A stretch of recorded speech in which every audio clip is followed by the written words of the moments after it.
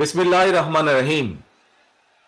প্রিয় বাংলাদেশ, প্রিয় দেশবাসী, ভাই ও বোনেরা, আজকের এই অনুষ্ঠানের সম্মানিত সভাপতি জনাব মির্জা ফখরুল ইসলাম আলমগীর, মঞ্চে উপস্থিত নেতৃবৃন্দ, সামনে উপস্থিত আমার প্রিয় সহকর্মীবৃন্দ, আসসালামু আলাইকুম।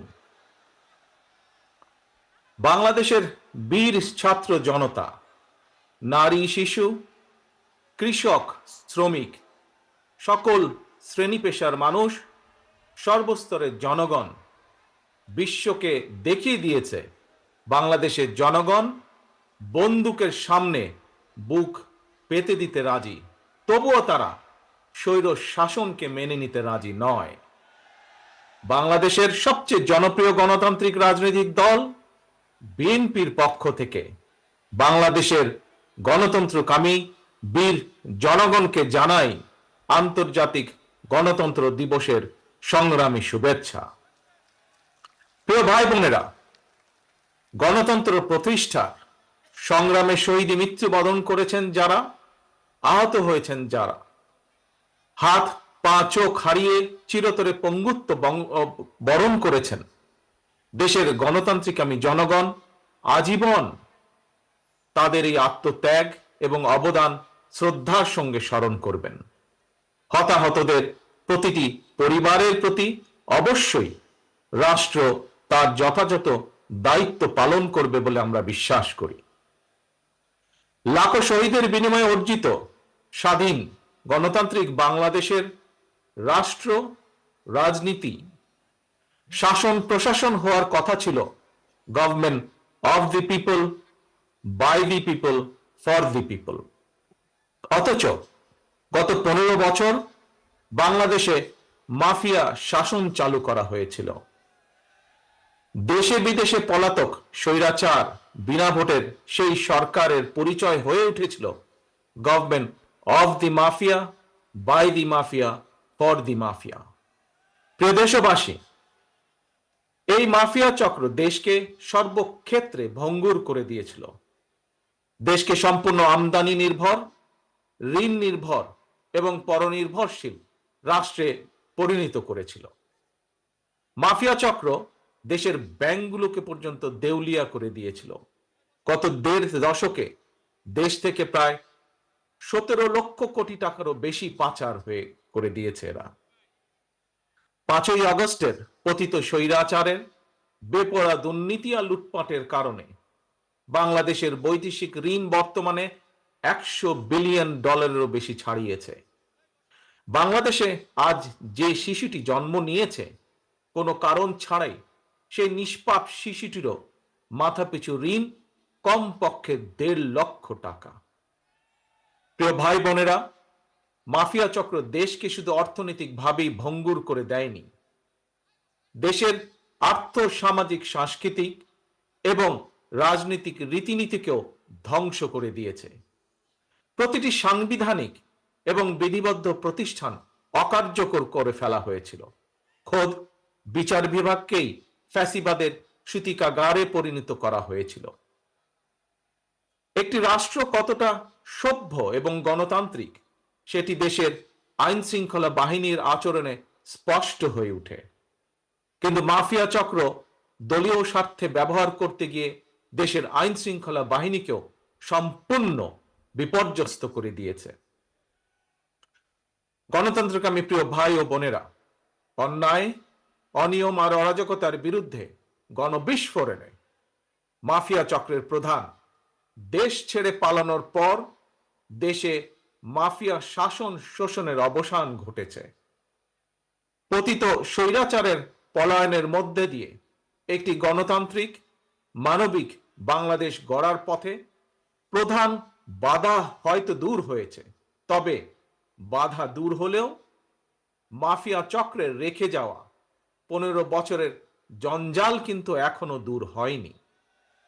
এই জঞ্জালকে দূর করে জনগণের, বাংলাদেশের জনগণের ভোটে জনগণের কাছে জবাবদিহিমূলক একটি গণতান্ত্রিক সরকার প্রতিষ্ঠার লক্ষ্যে অন্তর্বর্তীকালীন বর্তমান সরকার কাজ করছে। তবে মাফিয়া চক্রের প্রধান দেশ ছেড়ে পালালেও মাফিয়া চক্রের বেনিফিশিয়ারি অপশক্তি প্রশাসনের ভেতরে থেকে কিংবা রাজনীতির ছদ্মবরণে অন্তর্বর্তীকালীন সরকারকে চ্যালেঞ্জ ছুড়ে দেওয়ার অপচেষ্টা কিন্তু অব্যাহত রেখেছে। প্রিয় দেশবাসী, ভাই ও বোনেরা, বর্তমান অন্তর্বর্তীকালীন সরকার হাজারো শহীদের রক্তের বিনিময় লক্ষ কোটি জনতার গণ অভ্যুত্থানের ফসল।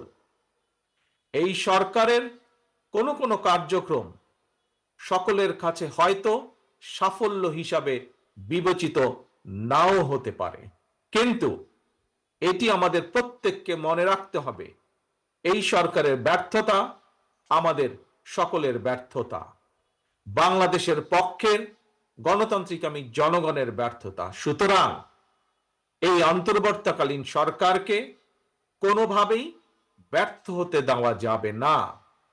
দেশে বিদেশে থেকে নানা রকমের উস্কানিতেও জনগণ অন্তর্বর্তীকালীন সরকারকে ব্যর্থ হতে দেবে না।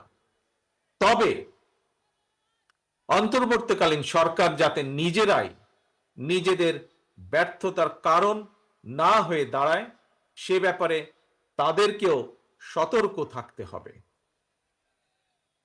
বাংলাদেশ কিংবা যে কোনো দেশেই গণ অভ্যুত্থানের মাধ্যমে গঠিত সরকার অবশ্যই জনগণের সরকার। তাই জনগণ অন্তর্বর্তীকালীন সরকারের প্রতি সহযোগিতা অব্যাহত রেখেছে, রাখবে। তবে কোনো এক পর্যায়ে অন্তর্বর্তীকালীন সরকারের জবাবদিহিতাও কিন্তু নির্বাচিত সংসদের মাধ্যমেই নিশ্চিত করা হয়। সুতরাং জনগণের রাজনৈতিক ক্ষমতায়নের মাধ্যমে একটি নির্বাচিত সংসদ এবং সরকার প্রতিষ্ঠায় অন্তর্বর্তীকালীন সরকারের সকল সংস্কার কার্যক্রমের প্রথম এবং প্রধান টার্গেট হওয়া জরুরি। এজন্যই আমরা মনে করি অগ্রাধিকার ভিত্তিতে জনগণের ভোটে নির্বাচিত প্রতিনিধিদের দ্বারা জবাবদিহিমূলক সরকার এবং সংসদ প্রতিষ্ঠার লক্ষ্যকে সামনে রেখেই সংস্কার কার্যক্রম এগিয়ে নেওয়া দরকার। কারণ জনগণের রাজনৈতিক ক্ষমতায়ন ছাড়া সংস্কার কার্যক্রমে প্রক্রিয়ায় জনগণের সরাসরি সম্পৃক্ততা ছাড়া উন্নয়ন, গণতন্ত্র কিংবা সংস্কার কোনোটিই টেকসই এবং কার্যকর হয় না। একটি অবাধ, সুষ্ঠু এবং নিরপেক্ষ নির্বাচনের মাধ্যমে প্রতিটি ভোটারের ভোট প্রদানের অধিকার নিশ্চিত করে ভোটারদের কাঙ্ক্ষিত প্রতিনিধি নির্বাচন করার অধিকার প্রতিষ্ঠার মাধ্যমেই জনগণের রাজনৈতিক ক্ষমতায়ন নিশ্চিত করা সম্ভব। এবং সেই লক্ষ্যে বিশেষ করে নির্বাচন কমিশন, জনপ্রশাসনের সংস্কার এবং আইন শৃঙ্খলা বাহিনীকে সক্ষম এবং উপযুক্ত করে তুলতে হবে। অগ্রাধিকার ভিত্তিতে পদক্ষেপ নিতে হবে।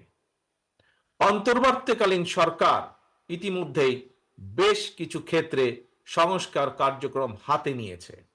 তবে আমরা মনে করি অন্তর্বর্তীকালীন সরকার এজেন্ডা সেটিং এর ক্ষেত্রে অগ্রাধিকার ভিত্তি নির্ধারণ করতে না পারলে গণ অভ্যুত্থানের সাফল্য ব্যাহত করতে ষড়যন্ত্রকারী নানা চক্র সুযোগ গ্রহণ করতে পারে এবং এরই ভিতর এর কিছু কিছু আলামত আমরা দেখতে পাচ্ছি।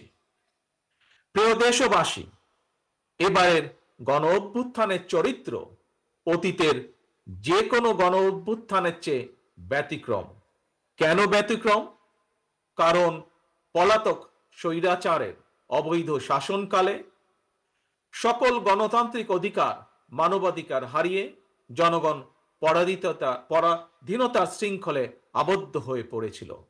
এমনকি হুমকির সম্মুখীন ছিল দেশের স্বাধীনতা ও সার্বভৌমত্ব। তাই এবারের গণ অভ্যুত্থানের মধ্যে দিয়ে কেবল মানুষের অধিকারই প্রতিষ্ঠিত হয়নি, দেশের স্বাধীনতা সার্বভৌমত্ব রক্ষা পেয়েছে। দেশ এবং জনগণ এখন স্বাধীন।